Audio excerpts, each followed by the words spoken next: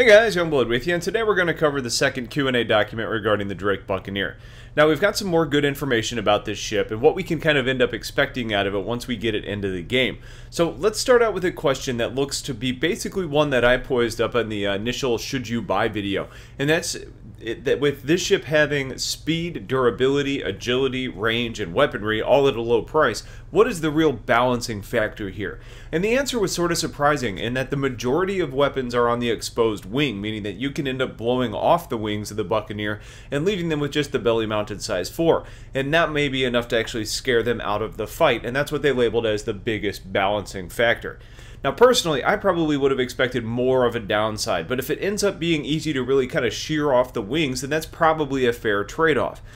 They also mentioned that the extended cockpit creates a larger cross-section for dealing with damage than one that may be tucked into the hull a little bit more, but honestly, on a ship of this size, especially with the agility that it's supposed to have, I imagine that we're going to be doing a lot of side strafing and circle strafing types of fights, where actually cockpit being extended, it doesn't end up being a really big factor.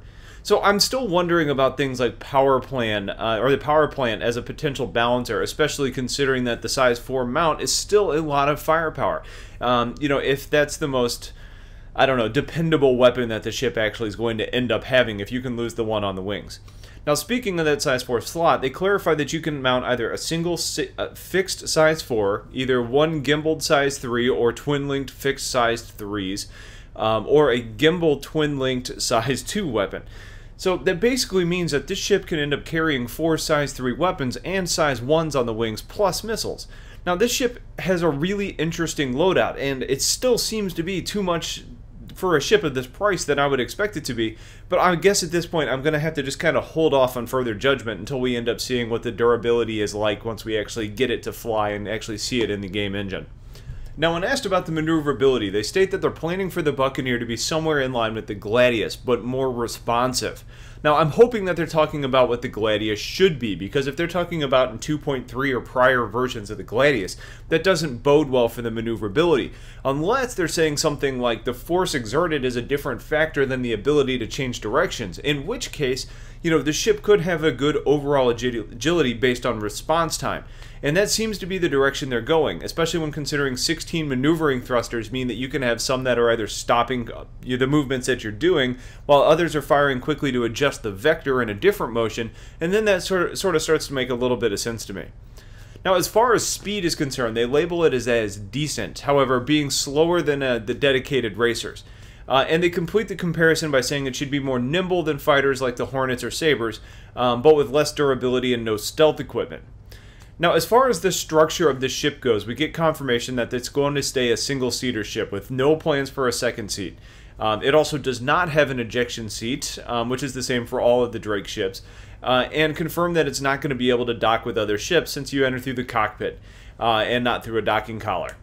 Now, range was addressed a little bit, stating that you can end up matching the maximum range of the Herald if you kit your ship out correctly.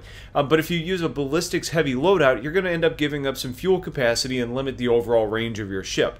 Now, I'd like to get more information on that to see if they mean that weight is the issue or if the ammo is actually taking up space, because that's an important design decision for all the ships as we move forward, especially if you want to kit out your ship for specific missions. So I need to see why they're saying that the ballistic weapons are specifically having an impact on range.